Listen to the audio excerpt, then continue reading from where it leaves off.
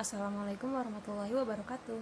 Perkenalkan, nami abdi Dea Nurmala SR di kelas 12 MIPA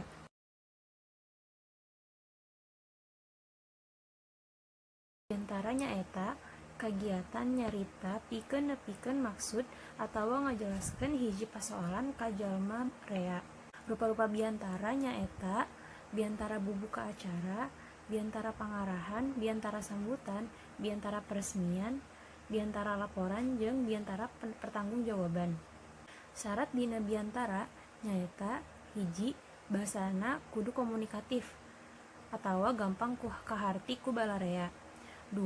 Basa nu ditepikeun kedah sopan handap asor. Bagian-bagian dina biantara aya 3. Hiji, bubuka biantara. 2. Eusi.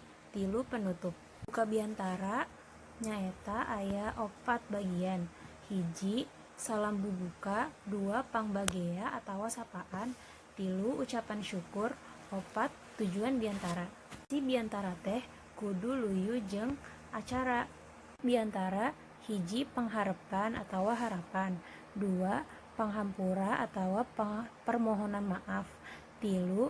Panghatur nuhun atawa terima kasih. Jeung 4. Salam panutup. Hatur nuhun pikeun nonton video ieu. Tong hilap, like and subscribe.